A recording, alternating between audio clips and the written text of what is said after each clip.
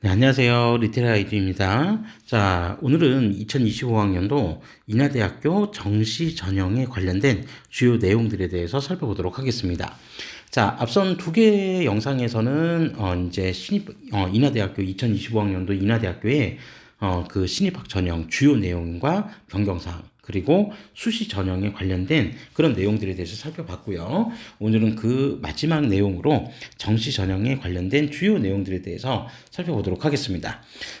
특히 이제 뭐 첫 번째 동영상에서 말씀드렸던 것과 같이 정시 전형 같은 경우에는 올해 수능 지정 과목이 좀 폐지가 되었기 때문에 그런 부분들의 좀 영향력 그리고 의예과 정원의 이제 뭐 확대 여부 이런 부분들을 조금 관심 있게 살펴보실 필요가 있다. 이 부분들을 좀 말씀드리고 지금부터 정시 전형 관련된 내용에 대해서 살펴보도록 하겠습니다.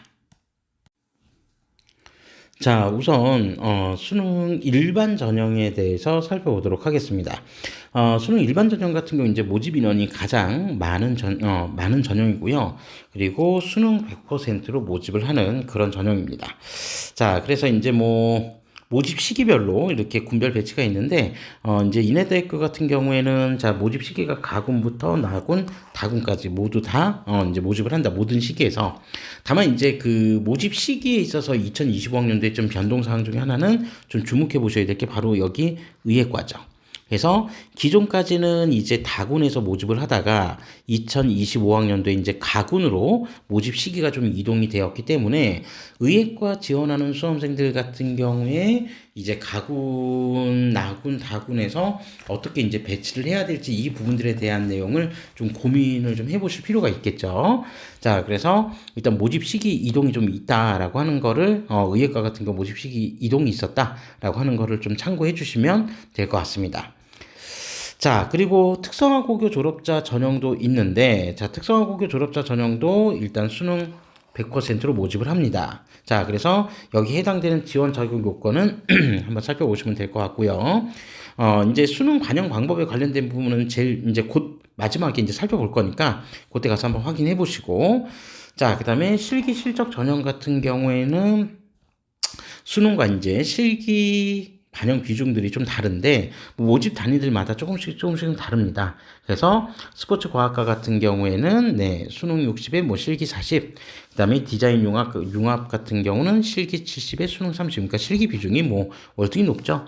그다음에 체육교육과부터 시작해서 이제 다군에 모집하는 전형들 같은 경우에는 각각 뭐 수능 70에 실기 30을 반영하는 학과도 있고 실기 70에 수능 30을 반영하는 학과들도 있으니까 이 부분들은 조금 적당히 참고해서 좀 살펴보실 필요가 있을 것 같습니다. 자, 그러면 그리고 이제 특별 전형이라고 해서 뭐 수시 모집 이제 해당 지원 자격과 동일한 그런 전형들이 있습니다. 그러니까 예를 들어서 농어촌, 평생학습자, 그다음에 특성화고 등을 졸업한 재직자 전형이어서 여기는 이제 예를 들어서 수시에서 미충원이 됐을 때 이 전형들 모두 수시 학생부 종합 전형이 있었던 전형들이거든요. 그래서 거기에서 이제 충원이 되지 못해서 2월이 된 경우에 그때 이제 선발을 한다. 그래서 수능 농어촌 학생은 수능 100%로 모집을 하지만 평생학습자 전형이나 특성화고 등을 졸업한 재직자 같은 경우는 네, 서류평가 100%로 학생부 종합전형과 동일하게 수시 학생부 종합전형과 동일하게 네, 이제 선발을 한다라고 하는 점을 참고적으로 좀 기억해 두시면 되겠습니다. 자, 그리고 학생부 종합전형, 뭐 평생학습자나 특성화고 등을 졸업한 재직자 여기 서류평가했던 두 개 전형이 있었죠. 여기 이제 선발학과 및 군은 모집 시기는 네, 가군에서는 메카트로닉스 공학, 산업경영, 그 다음에 나군 같은 경우 소프트웨어 융합공학, 금융투자학과 같은 경우가 있으니까 여기를 좀 고민해 보시면 될 것 같습니다. 자, 그러면 이제 가장 중요한 수능 반영 방법에 대해서 지금부터 살펴보도록 하겠습니다. 자, 수능 반영 방법이 도대체 어떤 식으로 이제 반영이 되냐라고 하는 건데, 사실 이제 2025학년도 저희가 이제 그 인하대 신입학 전형을 살펴보면서 앞선 이제 첫 번째 동영상에서 이 부분에 대한 기본적인 내용들에 대해서는 상당히 좀, 많은 내용을 좀 설명을 드렸었습니다. 그러니까 뭐 기본적으로 이제 다른 건 이제 다 우리가 그 2025학년도 이제 전형에 충실하면 되니까 그 부분을 살펴보되, 다만 이제 중요한 거는 전년 대비 변경 사항에서 우리가 전년 대비 변경 사항에서 조금 주목해서 살펴봐야 될 내용이 도대체 뭐냐라고 하는 건데, 그 부분을 일단 대체적으로 좀 종합을 해보면요, 이렇게 보시면 됩니다. 그러니까 첫 번째, 제가 이제 가장 중요하게 보는 내용 중에 하나는 자연계열에 한해서 지정해놨었던 수능 지정 과목, 그죠? 수능 지정 과목이 폐지가 되었다는 점. 그래서 수학이나 탐구에서 지정 과목을 정해놓지 않고 자유롭게 과목을 선택할 수 있게 되었다라고 하는 거. 이게 일단 가장 중요한 변화 중 하나고요. 이 변화로 인해서 지정 과목이 폐지가 되니까 결론적으로 자연 계열에 한해서는 만약에 수학, 기하나 미적, 그리고 과탐을 선택할 경우에 가산점을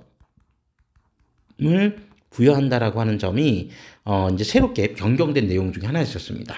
이거 하나 주목해서 봐야 될 거. 그다음에 두 번째, 자, 이러한 변동으로 인해서 기본적으로 모집 단위별로, 그러니까 학과별로 모집 단위별로 수능 반영 비중이 변경되었다 라고 하는 것도 좀 주목해서 보셔야 된다라고 첫 번째 동영상에서 좀 말씀드렸습니다. 요거에 대한 세세한 내용은 이제 설명드린다고 했고요.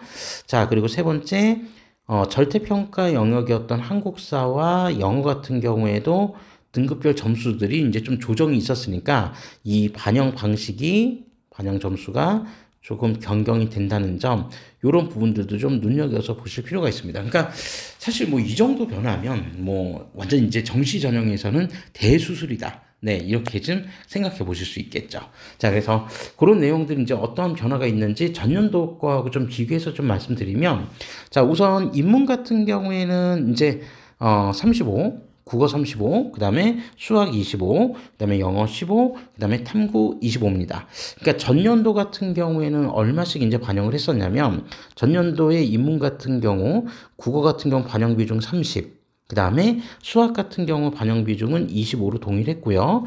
영어가 20이었는데 15로 이제 조금 줄어들었고, 그 다음에 이제 그 탐구 같은 경우가 어쨌든 뭐 전년도에 20이었는데, 이제 한국사가 그 당시에는 이제 5%의 반영 비중이 좀 있었거든요. 근데 이제 그런 부분에서 좀 변화가 좀 생겼다라고 하는 거를 좀 체크를 좀 해보실 필요는 있습니다. 그러니까 이제 뭐 가장 중요한 게 사실 이제 뭐 여전히 국어이긴 하지만, 그 반영 비중에 일정 부분 좀 조정은 있었다라고 하는 거를 기억해 주시면 될 것 같고, 자연계열 같은 경우는 사실 이제 모집 단위별로도 조금 달랐었거든요. 모집 단위별로도 달랐었는데, 이제 올해 자연계열 같은 경우는 그냥 주목해 보셔야 되는 게, 그냥 전반적으로 그냥 지금 현재가 어떻게 변했는지. 그러니까 국어 25, 그 다음에 수학 35, 그 다음에 영어 10, 그 다음에 탐구 30. 요렇게 이제 배정이 됐다. 그러니까 전년도를 기준으로 한다면 대략 수학 같은 경우가 전년도에 한 30 정도였는데, 오히려 수학이 이제 반영 비중이 좀 더 높아진 거고, 탐구 같은 경우에도 전년도 같은 경우에는 한 25 정도였는데, 요것도 이제 대체적으로 평균적으로 보면 좀 높아진 겁니다. 높아진 건데, 그러니까 이렇게 이제 비중을 좀 높이면서, 예를 들어서 이제 기하나 미적, 그 다음에 과탐의 가산점을 이제 조금 더 얹어 놓으니까 실제 반영 비중은 조금 더 높아질 수도 있다라고 하는 거를 좀 고민을 한번 해보실 필요가 있겠죠. 자, 그 다음에 자유전공학부 같은 경우에는 국어 25, 수학 35, 그 다음에 영어 10, 탐구 30으로 전년 같은 경우에는 국어가 자유전공이 20이었고요. 수학이 30이었고, 그 다음에 영어가 20이었고, 그 다음에 탐구가 25였었는데 그 부분들에서 좀 변화가 있었다. 이렇게 좀 보시면 되겠습니다. 자, 그리고 예체능 같은 경우는 큰 그러니까 변화가 없었기 때문에 예체능은 그냥 있는 그대로 한번 좀 살펴보시면 될 것 같고요. 그 다음에 특성화고교 졸업자 전형 같은 경우에도 반영 비중에 대한 부분은 일반과 동일하게 이렇게 변경이 되었다라고 하는 거를 좀 생각해 보시면 될 것 같습니다. 그러니까 이제 올해 수능에서 이제 어떤 과목이 조금 쉽고 어려울지, 그리고 또 이제 교차 지원에 관련된 부분들이 이제 정말 뭐 이론적으로나 실질적으로 확대가 된 상황이기 때문에 이 부분들이 이제 어떠한 결과로 이어질지는 네, 이제 조금 지켜봐야 될 것 같고요. 자, 그다음에 여기 지금 자연계열 수학 그다음에 탐구를 한번 보시면 아시겠지만 1번, 2번이라고 달려있죠. 그죠? 그래서 수학 선택 과목 중 미적분과 기하 응시자의 경우 수학 변환 표준 점수의 3%의 가산점을 부여한다. 이렇게 되어 있고, 그 다음에 자연계열 탐구 같은 경우에도 과탐 응시자의 경우 과목별 변환 표준 점수의 3%의 가산점을 준다고 하니까, 네, 이 부분들을 좀 참고해 보실 필요가 있습니다. 자, 그리고 여기 이제 뭐 특별한 내용이라고 한다면 뭐 인공지능공학, 데이터 사이언스, 스마트 모빌리티 공학은 자연계열의 수능 반영 및 비율을 따른다라고 했으니까 그냥 뭐 읽어보시면 되겠습니다. 자, 그리고 이제 수능 응시 영역은 뭐 위에 이제 뭐 기본적으로 반영 비중에 대한 부분은 체크를 해놨기 때문에 이걸 제가 뭐 일일이 다 설명드릴 필요는 없을 것 같고요. 자, 이제 영어하고 한국사도 올해 좀 변동이 있다라고 하니까 이 영어하고 한국사에 관련된 부분도 좀 살펴보도록 하겠습니다. 자, 그러면 일단 영어 환산 점수 같은 경우에 자연계열은 1등급 100점, 2등급 98, 3등급 96. 그러니까 3등급까지는 대략 한 2점 정도씩 감점이 되었었는데 이제 줄어들었었는데 4등급부터는 일단 좀 폭이 크죠. 네, 폭이 크기 때문에 네, 현실적으로 이제 뭐 지원 가능한 점수라고 하는 거를 3등급 정도를 마지노선으로 잡고 이제 뭐 지원을 고려해 봐야 된다. 이렇게 좀 이해해 보시면 될 것 같고요. 그 다음에 인문 같은 경우에는 150, 148, 145 그리고 또 역시 3에서 4등급 사이의 갭 점수 차이는 좀 커집니다. 자, 그러면 이 부분이 지금 변동이 있었다고 했는데 그럼 전년도 같은 경우는 어떻게 했었냐? 전년도 같은 경우는 사실 이렇게 계열별로 점수를 환산하진 않았었어요. 환산하진 않고 그냥 통합해서 1등급 몇 점, 2등급 몇 점, 3등급 몇 점 이런 식으로 부여를 했었거든요.